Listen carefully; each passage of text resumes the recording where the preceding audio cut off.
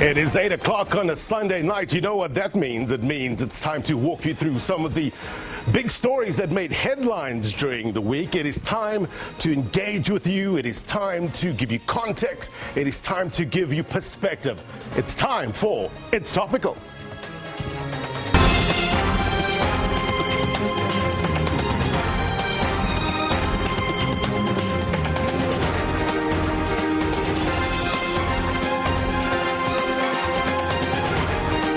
Good evening to you, South Africa, those watching around the world. My name is Blaine Hammond. Great to be with you tonight. Let's see our central voice, our digital audience is here. Welcome to each and every one of you, majority of whom are young people eager to weigh in. It's Youth Month after all, right? But these are the faces of the past, the present, and the future. They are the hope of a brighter future. So it's important to hear their views. Now, to our question of the week. Let's discuss what we know and what we need to know. Former South African spy boss Arthur Fraser has opened a criminal case against President Cyril Ramaphosa. It's alleged that 2 years ago, a large sum of money was stolen from the president's game farm in Limpopo. Now, among the allegations is that the president concealed the crime from the South African Police Service and/or the South African Revenue Service. Now, the president saying in Parliament that we need to rely on due process. So in light of this, we want to gauge the temperature of views on the ground. This is our question of the week.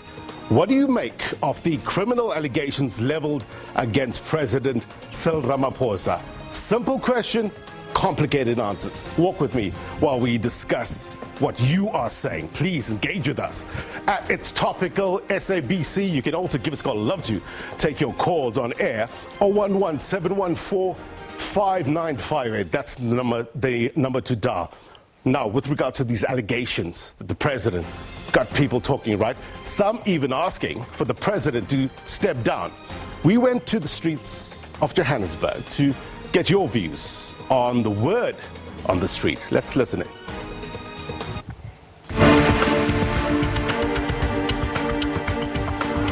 What should be done about the leaders who are accused of criminal activities? Well, let's start with Cyril Ramaphosa. I'm a big fan.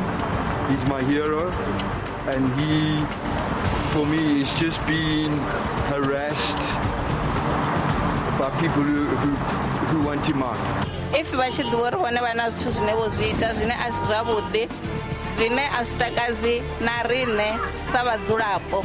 Kabape bangishidulo babasendele bazulethi ayingazwezwe na nordokono ba free agona musi o ka thunya go sina mollo a dule fatshe ba mo batlisise o fitlela ba prove ho guilt jolo ka ba bang a kere ba bang ba dutse fatshe ba yemetse re ba bitso ha le khotla le setse le ba bone molato ha re dule fatshe ka ofela. You should look long and hard at the people who are making the allegations. I think you should let due process run its course. And I think if people are found guilty of criminal activities, they should be put in prison. In my opinion, they must face the full wrath of the law and be charged accordingly. I don't know that he's accused of criminal activities. The man clearly has a game farm, and he's entitled, in my view, to have his game farm. And if he makes money on his game farm, then it's his money. All activities in this community, leadership are very much corrupt. And all the activities that are not be done well. And all those leadership that are staying with the community, members, and also the criminal. They are taking the corrupt every day.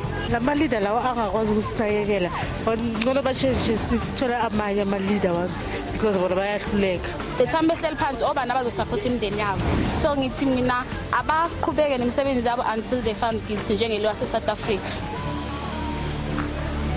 Okay, mina ngokubona kwami ngithi abahlala eceleni laba abapointiwe until beze be prove obrong babo. If a crime was committed at his property, why would the president not report it? Why? Because if you don't report the crime in your home, do you expect us to report crimes in our homes? And if you don't, that means there's massive underreporting. I do believe that it would be best for us to ask our leaders to step aside while they're being investigated for criminal activity. So there are a lot of questions, and at this stage, very few answers. Let's illustrate some of these questions that you are asking. How did it all happen? What's the exact amount of money stolen? Why was there no proper security at the president's property? What exactly is illegal about Ramaphosa's handling of the issue? Now, what do we know at this stage? This is the response, and this is according to the presidency statement. The president reaffirms that he was not involved in any criminal conduct. He pledges his full cooperation with any police investigation. He confirms that following the incident in February 2020, security has been improved around his home. Now, we also heard from the president himself when he took questions from the media, and this is what he had to say. We want the police to investigate whatever crime without any fear, without any favor, and on an impartial basis. And he also goes on to say that I've been given counsel by a number of members of parliament that will also be considered. What is this counsel he's talking about? He went on to say that allow the due process to unfold, which was a common refrain during that media session. He also said that if I were to be charged, yes, the processes in the governing party have to unfold. I have offered to go on a voluntary basis to the Integrity Commission. So that's basically in a nutshell what we learned from the president. What does this all mean regarding the state of play? I remember a statement attributed to the author and critic George Orwell saying, in an age, our age, there is no such thing as keeping out of politics. All issues are political issues. What do you think? Any truth to this statement? Let's discuss with the better minds. Our digital audience is with us. We also have SABC Politics Reporter Samkele Maseko is in the house. Thank you very much indeed, sir, for your time. You've been keeping a close eye on these matters. As President Cyril Ramaphosa, ANC president, vying for a second term as party president, is this a major derailment to that goal? Or what's the word on the street in terms of could he get back on track sooner than we expect? Well, Blaine, what we do know that on ANC's factional lines, once individuals and leaders of the ANC have taken a factional stance, that factional stance hardly ever changes. If Oscar Diamabuyane says, I'm backing Cyril Ramaphosa for a second term, if Mandla Ndlovu of Mpumalanga, the chairperson, says, I'm backing Cyril for a second term, if Chupuma Tabata says that, well and good for them, they will definitely move towards that particular perspective. You just look at one particular individual who sits in the top echelons of the governing party, Gweda Mantashe. He's been very clear to say that the president is being persecuted. It's for the very first time where someone is actually robbed, and they're the ones who are being persecuted instead of the individuals who robbed the president, which tells you that Gweda Mantashe is in essence coming out to bat for ANC President Cyril Ramaphosa. But on the other hand, on the other side of town, in a small town called Paris, a suspended Secretary General of the ANC, Elias Sekgobela Magashule, is saying, no, Zweli Mkhize was forced to step aside and to resign as Minister of Health due to allegations on issues of digital vibes. Yeah. He's not yet charged. He's had to step aside. Mr. Cyril Ramaphosa as well must just do the right thing and step aside. So all of those in the ANC who've taken their factional stance will go with that factional stance of theirs, regardless of whatever merit or evidence is put on the table, whether right or wrong. The president says that he volunteered to go to the Integrity Commission. Asked from our very own Bulelani Philip, why don't you just explain it to the public? Why is one more important than the other? And he says one is not more important than the other. How did that resonate among the ranks, not only within the ANC, but the general public? In essence, people are saying that the president is using this issue of due process as something that he wants to hide behind, rather than being fully accountable to the matter.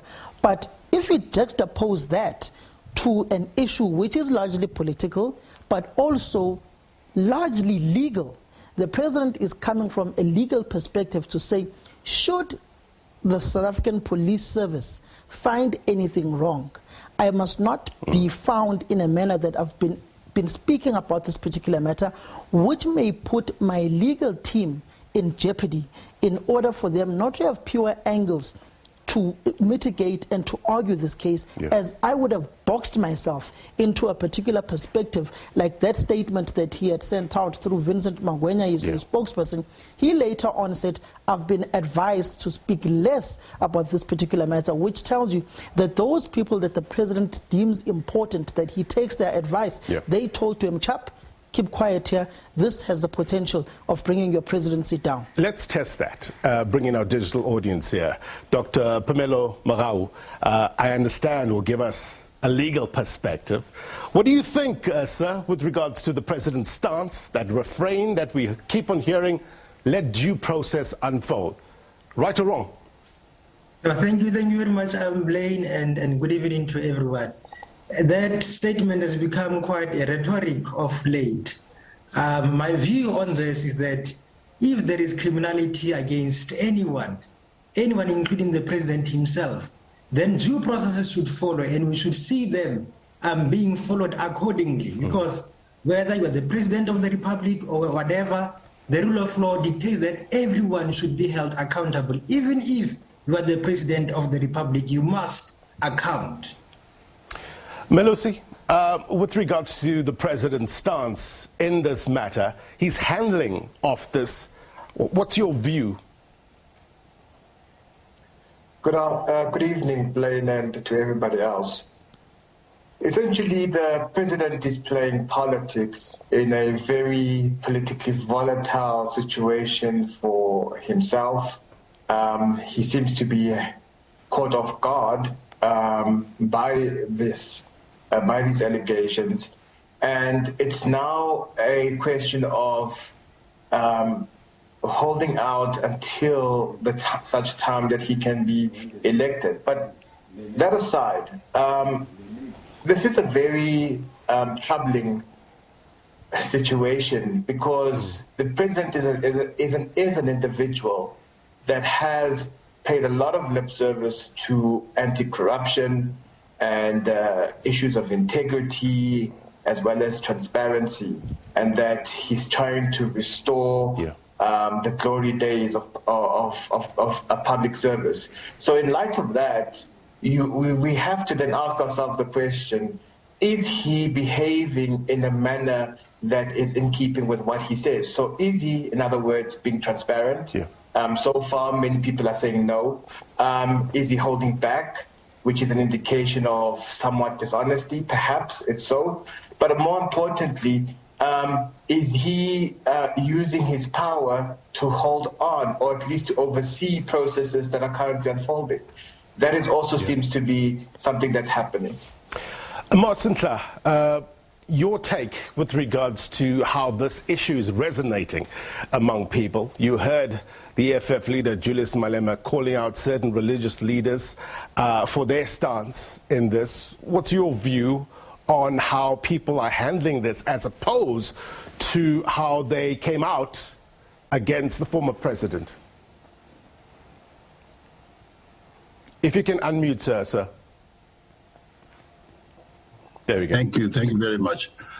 It is important to not lose sight of the fact that with conditions regarding the former president, the matter had been dragging on forever, more than a decade, I think, with regard to his avoiding his stay in court and the approach to the legal system, the sort of lack of accountability to the public and to the justice system. He had to be hauled before the Constitutional Court to be read the Riot Act before he actually decided, for example, to respond to the charges around the Nkandla thing. So the issue with regard to the former president is not comparable to this one. We have, in this situation, the difference being that he came into power with the promise to bring about a new dawn of accountability, transparency, and you know, equality before the law and so on. Now, in a sense, this is a very real test, the first real test of whether he meant what he was saying or what he was just being a politician. Yeah. And I think the jury is still out on whether or not he was just being a politician, because he has said, I'm throwing myself open to the due process. The Hawks can investigate, and let's allow them to do that, because in this factionalized environment, it is probably not going to be believed, whatever he says, because there's as much noise on the one side of the aisle as there is on the other. So he probably is of the view that his voice wouldn't matter as much as a verdict of the court. Right. And so there's merit in his approaching it that way. Samkele Maseko, context important. The relationship between Ramaphosa and Fraser. Give us history. Arthur Fraser and Cyril Ramaphosa don't have a rosy relationship. But remember that when the ANC president won at the ANC conference in December, he was very steadfast with his advisors to say that the very first department or ministry that they must go after in the Cyril Ramaphosa presidency was the Ministry of State Security and Intelligence. Hence you saw Ayanda Dlodlo being roped in, you saw Zizigota being roped in. When cracks started cementing and coming towards that state security agency, that's when you saw Arthur Fraser being moved from state security and being moved to the Department of Correctional Services. The ANC president went further to say that he knows that a slush fund from the state security agency was being used by his political detractors to make sure that he does not emerge as president of the African National Congress. It's no secret. Arthur Fraser and former President Jacob Zuma are seemingly very close. It's Arthur Fraser who released former President Jacob Zuma on medical parole when he was arrested for defying the Constitutional Court and the State Capital Commission of Inquiry. So Fraser, Zuma, club them up as one, alongside your Ace Mahashules and all of those who've come out to bat for Advocate Bosisiwe Mkhwebane, bat for Arthur Fraser.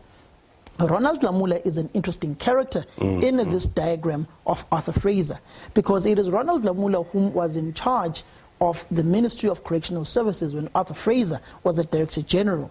Certain questions when former President Zuma was released, the President basically said, go to the ministry. The Minister basically said, I don't take the decision. The decision is taken by the Director General of Correctional Services. Goes further. The former President did not oppose or support any of the applications by former President Jacob Zuma to review his parole, which was sought by Freedom Under Law, Helen Suzman Foundation, and the Democratic Alliance, which basically showed you that the president was neither supporting Arthur Fraser or former President Jacob Zuma, but simply sat on the fence, which drew the battle lines a long time ago. Right. Faith, from the University of Venda, I understand that you specialize in international relations, if you can unmute. With what Samkele is saying, and with what was mentioned about Namibia as well. The president, Hage Geingob, Namibian president, earlier this week said that he doesn't know anything about any favors. He says the investigations will continue. How do you think this is resonating within the SADC region? I believe that we must consider the fact that the president we are talking about is not just an ordinary person, but is the state president of South Africa. And as the president, before he became the president, he had been disclosing the fact that he was a businessman. So I believe that the allegations and all this, the allegation that has been posed against the president, it's posing a bad picture when it comes to the president, because on the business ventures, even if the investors want to be in partner with the president, it's gonna be like he's involved in criminal issues. And for the matter of fact, I believe that these allegations are just being posed for the president, because we must know that as a president, he has a lot of responsibility to tackle him. As the president, he doesn't do anything. And what I've learned is that as a businessman, you don't do things for your own self. So as a president, and due to this fact of the Pala allegations, I believe that there were people who are delegated to work in order for the president to consider that the eviction of the money, so that it's not like he's doing tax evasion. Okay. Thank Faith, you. That's Faith's point. We've got a caller. We did say give us a call, 011-714-5958. We understand we have Nicolene from the Eastern Cape. What's on your mind, Nicolene? Yeah, thank you very much. I'm Nicolene, as I said. Well, thank you very much for this call. I said politics is a game. The allegations that have been leveled to my honorable president can be true or false. No, he got the right technologies in the country, what actually went wrong. We get it. Because, as I said, politics is a game. This thing happened in 2020, and now the allegation is coming now in 2022. There's a question mark that I ask why. Because maybe an election is coming and they just want to destabilize his political career, as I can put it. Now, hello? Nicolene. So you are questioning the timing in terms of this. Nicolene, thank you very much indeed for your call. Please do keep on giving us, ringing us up, 011-714-5958. There's the other extensions on your screen as well, 5877-5938. My eyesight is not that bad, but I think that's the right answer. Please do give us a call. Let's engage our digital audience. Pilile Gwala, talk to us in terms of your thoughts on whether the president has a case to answer. Good evening, Blaine, and all the viewers at home. I certainly do think that the president has a responsibility. You know, he has a responsibility to answer to the public, and I really think that it is not irrational for the public to feel the way that they do, to be up in arms. As the previous speakers have mentioned, Ramaphosa in 2018, when he during the SONA, the State of the Nation address, he really made it a point, and I think that he really created this image within the citizens of South Africa that he is going to be this president who really tries to do the work and eliminate corruption amongst our leaders. And he mentioned, you know, just how rampant corruption has become within the public institutions and leaders. And so I think that, yes, he hasn't been formally charged, but I think that this could have been an opportunity for him to show the public that he means what he has mentioned and what he said. And perhaps stepping aside is not an irrational call, in my opinion. Not formally charged. I want to talk about consequences with Samkele in a little bit, but I want to bring in Dr. Sanele Gumede, who can give us an economic perspective with regards to the exchange controls policies. What should we know? What stands out for you in terms of, look, we don't know exactly the exact amount. We know that what has been mentioned in the media with regards to the $4 million, the president says is far less. Talk to us about what should we understand as the public about keeping of such monies at home. Good evening. Good evening. Good evening to the viewers at home as well. Thanks for that. One big thing is that being the leader of the economy, the leader of the states, as the president, he should have known better about this. Any amount to keeping at home, we are delaying the progress of the economy. One, if the money was banked, the bank could have lent the money to another business to start employing more people. We're in the state of where we really are not performing as the economy. Before COVID-19 started, I mean, it's around about 2020, where our economy was doing bad already. And keeping such money at home, you are taking that money away from the public. If I could make the numbers, are used to raise currencies, to raise exchange rate. If you're keeping $4 million away from the $4 million US away from circulation, well, essentially that's about 63 million South African rands. But also, why we need to look at this with the current repo rates at 4.75%. Banks could actually lend that money over and over again in such a way that the amount of money in circulation, we're looking at about 1.3 trillion rands that people could have. I mean, how bank creates money using that exchange rate, that's repo rates, is that when you deposit your amount of your money in the bank will lend it to someone else, obviously with the deposit system and how much money given by the repo rate. Right. So in a way, we've been robbed 1.3 trillion rands of GDP as the economy. If that 4 million is true. So you're looking at that, as the president who wants to grow the economy, this is not good for the country. Well, we heard from the Minister in the Presidency, Sanele's views. We heard from the Minister in the Presidency saying that the financial institutions are investigating whether any wrongdoing did occur. Let's bring in another caller. Samuel is calling us. Samuel Tabete, I understand. What's on your mind? What's your take with regards to the allegations leveled against the President, Samuel? Yeah. Hello. I think, according to me, or the way I think, South Africa is facing a big problem when it comes to leadership, especially the leadership of the governing party. As you know, the Constitution says no one is above the law. So I think even now it's a shame to us as South Africans that even our president that we trusted so much, so he is now implicated in a kind of the so-called corruption. Because when you look at the thing, you say, now, how can a president just keep quiet for such a long time with such a serious money? And also, what about SAPS?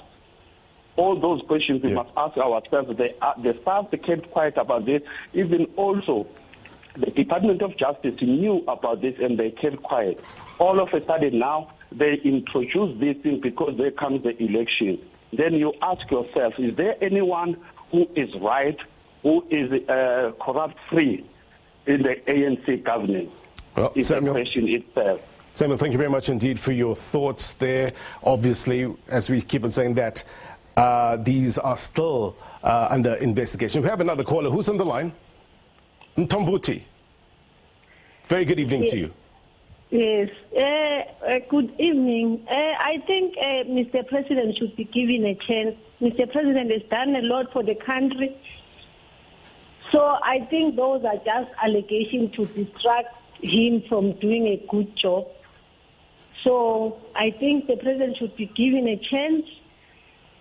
He has availed himself to be investigated. So then let them, he must continue with his good work that he's doing.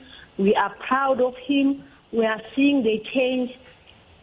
Those allegations, they might be there, but we are focused. There are lots of presidents who have done things, and we allow them to go through.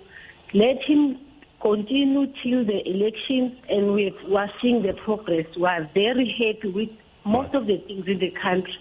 Thank you very much. And Tom Fuji, thank you very much indeed for your call. 011-714-5958 is the number to call, please. We'd like to hear your views. We've got the digital audience here. Samkele Maseko is still with us. With regards to the President appearing before the Integrity Commission, do we know when? It's not clear when the President will appear before the Integrity Commission. He's just basically said, I've availed myself to go to the Integrity Commission, chaired by ANC veteran George Mashamba, who's out in Limpopo. So it's not yet clear when the President will go to the Integrity Commission. But one begins to ask, does the Integrity Commission of the African National Congress have any teeth? Or is it a toothless lion? Then the other perspective is the Integrity Commission of the ANC not factionalized? As there are some who say the Integrity Commission of the ANC only finds those whom are perceivedly part of the state capture project guilty, but those whom are seemingly in cahoots and in the same faction as the ANC president are always cleared. One comes to mind is the Integrity Commission's report on the likes of David Masondo, which was, in the words of some in the ANC, were never implemented. You go to the Integrity Commission recommendations on the likes of Batabile Dlamini, which were implemented. You go to the Integrity Commissions. We don't know till today some of the Integrity Commission's recommendations on the likes of Zizi Godwa, whom allegedly received payments from EOH as per the State Capture Commission of Inquiry evidence, and the recommendations now made by Deputy Chief Justice Raymond Zondo, now Chief Justice. So there is that particular perspective in the ANC to say that the Integrity Commission of the party is factionalized. If you are against the ANC president, you'll always be found guilty. But if you are seemingly in support of the ANC president, the Integrity Commission will always clear you. Just go to how, when the list of the ANC's parliamentarians were formulated back in 2019, and how the Integrity Commission had a list of about 35 ANC potential members of parliament to be interviewed by the Integrity Commission, including the Deputy President of the ANC and of the country, David Mabuza. Till today, 70% of those members whom went to be interviewed on the allegations that they were facing by the Integrity Commission, we don't know what the Integrity Commission recommended. Still lots to discuss. Samkele Maseko is SABC Politics Reporter. We've got a digital audience still here. Lots more to discuss. What do you make in terms of the allegations leveled against President Cyril Ramaphosa? It is a lot of questions, but I'm hoping that we can get few answers here, but more importantly, perspective and context. Quick break, more next.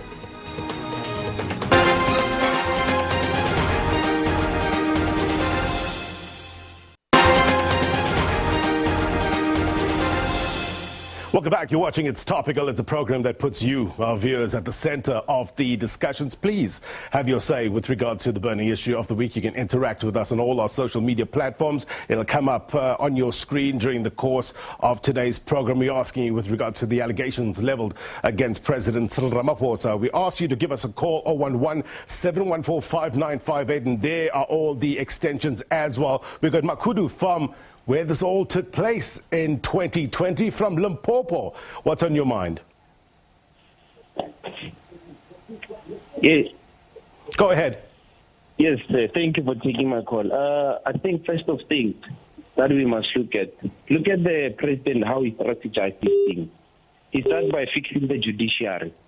Look at he put Zondo there, and then you go to the ANC Nazareth meeting.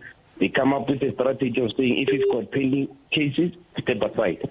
All of those ministers that they were potential contestants, they have been told to step aside. They have stepped aside before they've been judged. Recently, there's a story that has been closed down. It's coming up. When the story comes up, the public protector is being fired. While he's still going to submit this letter for reason not being fired. What is the president doing? He's misleading the country, what he's doing. So my take on this, he must just step aside and follow his party rules.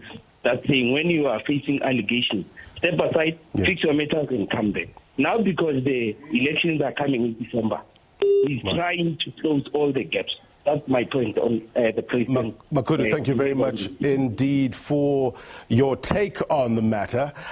Let's bring in Samkele with regards to what Makudu says there. The step-aside issue, you've been covering that for a long time. The president did say that if he were to be formally charged, the governing party rules need to unfold. But then he went on to say that, look, the police need to investigate without fear or favor on an impartial basis. But if he has to step aside on that account, it basically means that he will be, well, people will say that he's going to be interfering.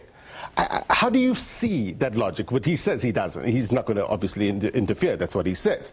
But how do you see the logic when he says he will, go through the governing party's processes? But then it mustn't seem like if he steps aside, then that is an indication that he would have interfered. The issue of the step-aside resolution of the ANC is a very contentious issue, particularly if you're looking at it from a perspective of the radical economic transformation faction in the ANC, or this perceived allegiance now of those whom are all seemingly have stepped aside and have been charged, whom are forming a bloc on their own. For instance, you've had Denim Caesar this morning in an exclusive on the Sunday Times saying that this step-aside resolution of the ANC should be repelled. You go to the 11 regions of KwaZulu-Natal, which went to see former President Jacob Zuma. They are saying the step-aside resolution should be repealed as well, alongside many other leaders within the African National Congress whom are saying that this step-aside resolution has been pretty much been factionalized in order to deal with the opponents of the president inside the ANC. If you go to the original resolution, it's a 9-point resolution which speaks about people facing charges, people facing allegations, serious allegations, whom all need to step aside. But that was going to create a serious conundrum for the governing party because their entire leadership is facing allegations from number one right up until the last person in the National Executive Committee. So they further refined it to say all of those whom are charged with serious crimes must step aside. They went further to say, if you are then charged, you can no longer contest for leadership positions in the party. So which in essence tells you that the ANC president will at all costs provide the necessary information that he has at his disposal in order to avoid being charged by the South African Prosecuting Authority, which tells you that there may be murmur and allegation that he's interfering with the processes of the South African Police Service and that of the NPA. All right, it's good to have your take on the matter. We have to let you go. Thank you very much indeed. Samkele Maseko is the SABC Politics Reporter. Now, I want to get to how this drama all unfolded. Opposition parties, as you know, used that session in Parliament to put questions to the President in terms of all of this. Our producer, Tsele Kaswane, reports from the Union buildings in the capital, Pretoria, on the past week's showdown between the President, opposition parties, as well as Arthur Fraser. Take a look. The grounds of the Union buildings are pristine and centered with the odor of various indigenous flowers. But according to President Cyril Ramaphosa's rivals, there's a stench in the air emanating from his game farm, 150 kilometers away in Bilabila, Limpopo. Arthur Fraser has laid criminal charges against President Cyril Ramaphosa. Fraser claims that the president was involved in defeating the ends of justice. The story of the stolen millions on the president's farm and why the crime was never reported has dominated the headlines and social media chats. And there's a sense these allegations might do serious damage to Cyril Ramaphosa's credibility and his presidency. There's not going to be any withdrawal for referring to Cyril Ramaphosa as a money launderer. That is a fact which has not yet disproven. So there is no withdrawal that is going to take place because he's accused of serious crimes. How exactly are you different, Mr. President, from the predecessor? Pala Pala is fast becoming your Nkandla, and it's forever going to be an ugly stain on this presidency. The ANC has closed ranks around its leader, calling on the proper legal processes to be followed. This matter, like all other allegations of crime, must be investigated by the relevant law enforcement authorities without any undue political influence. Akuphandwa makuphandwe, akazange upresident athi mandingaphandwa, uthi ndinguye lo, xa unento bekumcimbi etafuleni, ndiphande. The president has maintained he'll remain accountable to the people of South Africa. And I felt that following the 54th conference, where conference said if there are allegations against any one of us, we should present ourselves to the Integrity Commission and not wait to be called. And I have opted not to be called, but to go there up front. This has probably been the most damaging scandal to have hit the president, and it's only in the next coming days and weeks that we'll find out whether his stay in the building behind me will be long or short-lived. For It's Topical, I'm Tsile Khaswani, SABC News, Pretoria. Tsile, thank you very much indeed for your reporting. Let's bring in political analyst, Professor Lesiba Teffo. He joins us now. Prof, good to have your better mind on the program. I hope you can hear us. With regards to the president and the allegations that he's facing, is it a case of should he play open cards with the South African public, or is there need at this stage, when the investigations are unfolding, to be more strategic? Good evening. It's a three-layered response I want to give to your question. The first one would be the moral question. I think in the court of public opinion, certainly the president isn't coming out well. It took too long to come out to express himself, and as a result, he has been weakened. And he will have to contend with that. The second point is the political one. Well, at the political level, he's also unlikely, at least as against his own opponents, to come out smelling like roses. He came out well, he started well, he stemmed the tide of corruption, I grant him that. And as a result, people came to expect a lot from him. And he has given ammunition to his detractors, and that may have dire consequences that this country doesn't need. The last one, which is a third point, is a legal one. This is it's a maxim of our law. Thou shalt be presumed innocent until found guilty. Shall we accord him the benefit of the doubt? Yes, morally, politically, he's on the weaker side. But as far as the law is concerned, let him, like all other people, be treated the same way. Let the law take its course. Let him be presumed innocent until proven otherwise. There is sufficient evidence, yes, that some wrong was committed. There is no doubt about that. And I don't see how he is going to whittle himself out of that. But due process must run its course. Legal the question issues. Of the quantum. Right. The question of the, may I please? Go on, sir. The question of... Go on, sir. Professor Teffo, you still there? You can hear me? Finish your point. Yes? Yeah, you can go ahead. Yes. I'll say the question of the quantum is going to be pertinent as we go forward. State institutions will have to look very closely at that, because there is so much you can keep on your person or on your house. Forex, that is foreign currency. National currency. And you are talking about big money here. Yeah. And that was an attempt at a cover-up. Suggests that he might have been aware that something was not right. And I'm really very, very disappointed.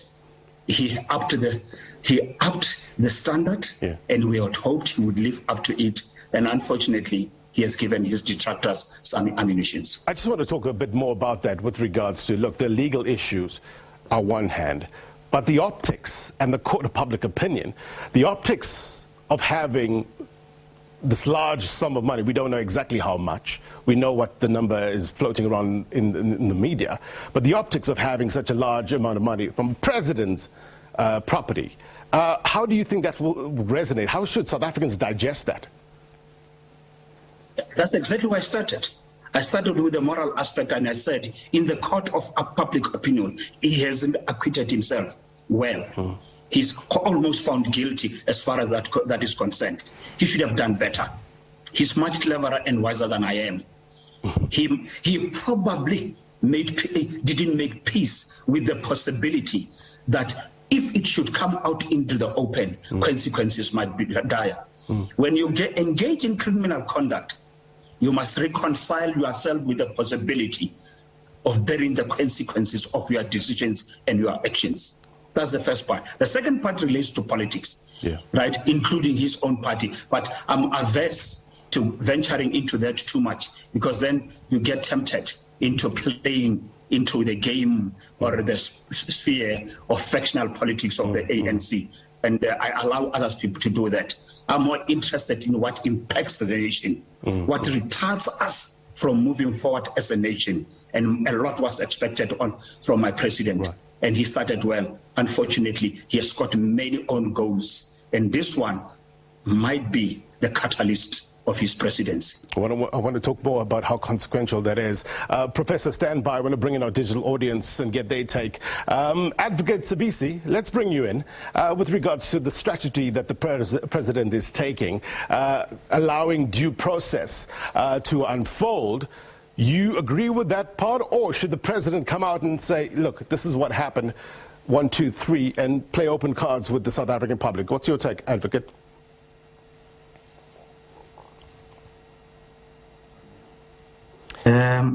I think at this moment it is very difficult to make an informed legal opinion about what is happening because of the fact that the president has not taken the country into confidence about what happened. We do not know whether the incident was reported or not. We only assume based on what is on the media and what was said by Arthur Fraser. Also, to expand on what Prof was saying, that the president should given an opportunity to present his case, it would be, on my opinion, it's difficult to allow the process with the president being in the seat overseeing the whole process. Look at what has just happened. Advocate Busiso Mkhwebane was charged to investigate the matter, and a day after she was suspended. I think it is practically impossible for anyone to investigate a sitting president. We have never seen it happen anyway, and I don't think we're going to see it happen today.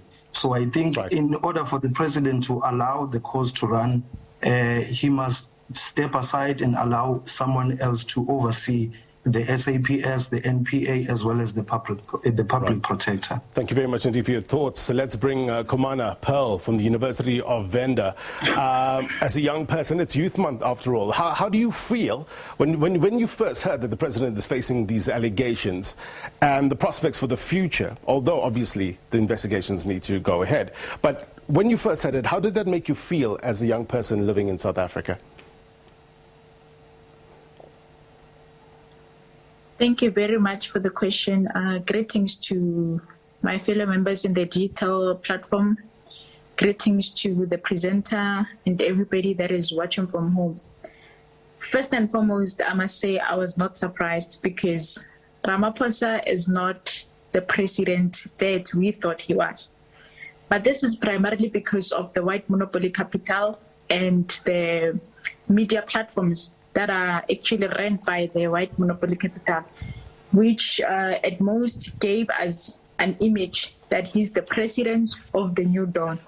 However, the new dawn that we were promised did not come out as the way that as South African citizens we have thought it will come out as. So basically I was not surprised because we have always knew as members of or rather as citizens of this country, that the president, or rather a product of the ANC, cannot come out as a different or as a better breed because of the corruption that runs within that organizational part.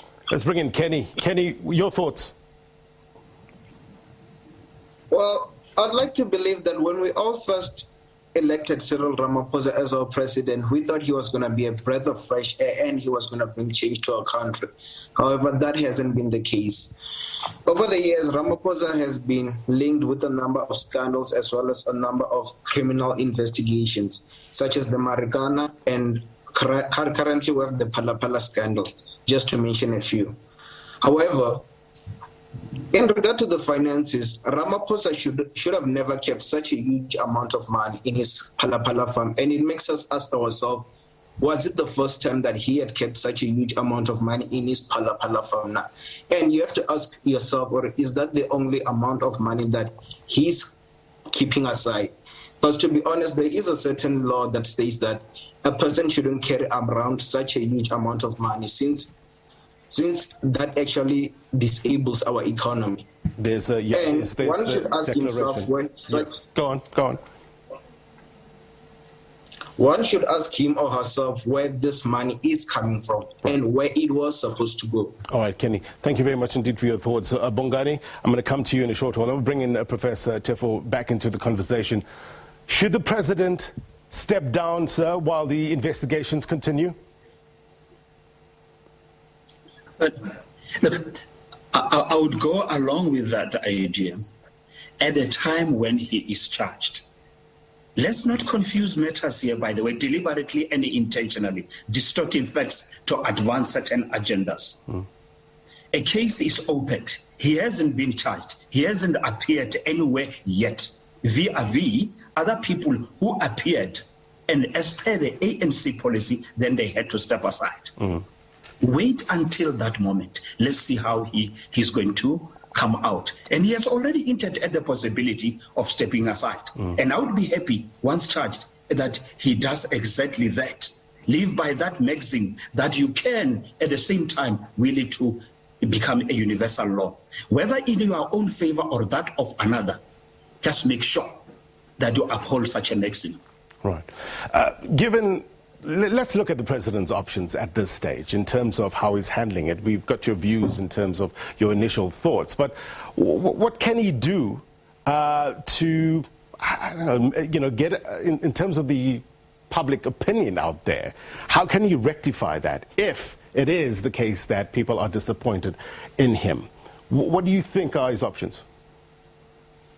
Well, look, there is no way he will come out of this unscathed, but is to which extent, that's what matters, right? Now, that when the time is opportune, he would speak out, is the extent to which he's going to be open up and own up.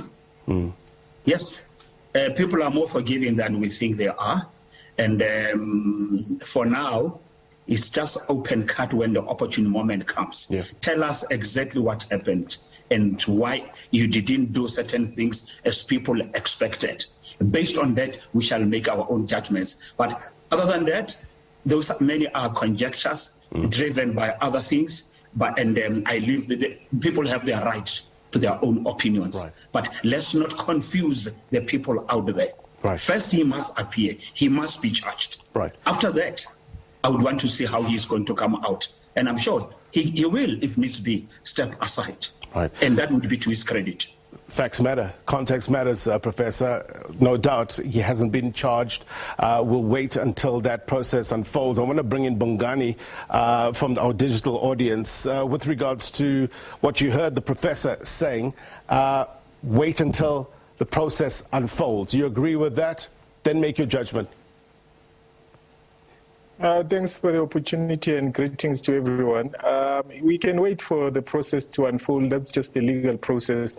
But politically, to generate any moral authority back, I would believe it would be in his best interest to do so, to step aside. Why? Because we have seen how the president, the ruling party, have lost moral authority. This was clearly demonstrated last year in the 7-8 days of July, when a sitting president said to the residents or citizens of the country, stop what you are doing in KZN and in Gauteng. And the people blatantly refused to listen. That tells you of a leader that has lost moral authority. They had to use the security forces, citation, SANDF, in order to force or enforce the will of government, because people don't take the leadership serious anymore. So as a matter of principle, and trying to demonstrate to the nation that you are serious about what you are saying, then that would be the best thing to do. And what has happened so far in the media statements that have been given by the president, the spokesperson in the presidency, they have given part truths to these allegations. They have now declared that, yes, a robbery did take place. They have now declared that, yes, it was Namibian citizens or residents that conducted the crime. They have said that this was reported to the head of security. In fact, the spokesperson goes further to say that the head of security is a SAPS member, and this is why it was reported to him to investigate. So those are part truths, but they're not giving full truths. And we all know that the best place to hide a lie is between two truths. So up until such times that the president steps aside to demonstrate that they are indeed going to comply with everything and not wait for a court, not wait for SABS to charge, then that's the, thanks. Bongani, thank you very much indeed. Prof, I have to let you go. Just your final thoughts with regards to how you see this unfolding over the next couple of months. Sure.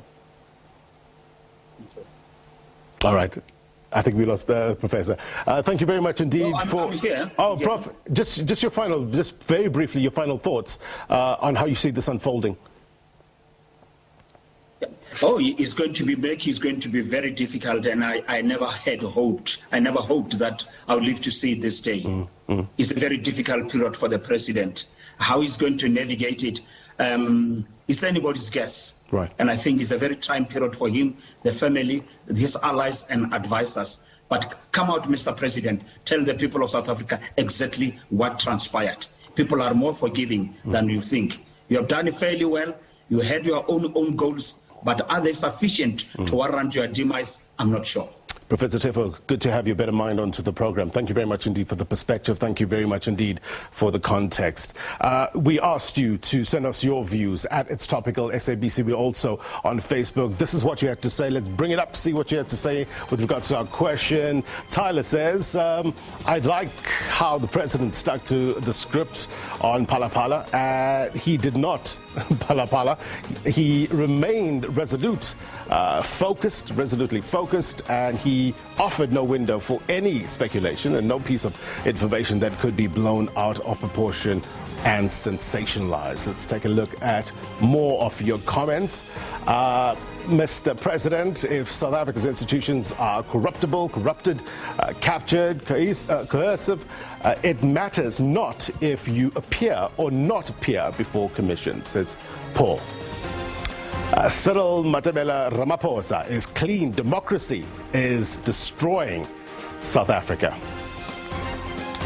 All right, we've got one more. Mkolisi says, I don't want to condone what happened at Phala Farm, and if there's enough proof of any wrongdoing, then he must vacate office. But on the same breath, why are RET forces hell-bent on removing Prezo from running for the second term of ANC in the country presidency?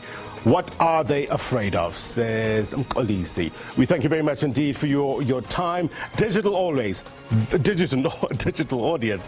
Value added. Thank you very much indeed for your time. No doubt we'll have more of you back in the weeks to come. Appreciate it. Here's my take. It is a case of we will see. It is the three most loaded words in politics and science. What is the legality? What is the practicality? What does this all mean for you and me as citizens of this country? At this stage, these are allegations. Professor Teffo said it. No formal charges yet. It will be investigated. But when you take a step back and look at it in a general sense, when you look at leaderships in general, do you expect your public representative to be a model of rectitude, morally correct behavior? Is that what attracts you to a candidate? Or is it based on the work they do? Or is it, both and a whole lot of something else? For me, leadership is about, among other things, consistency and accountability. In politics, there's ample ambition, you'd agree. Hopefully there's principle too. And there's this greater hope that principle outweighs ambition. That's my take. Thank you very much indeed for your time. The news continues. The Globe is up next. Until next week, take care. Bye-bye.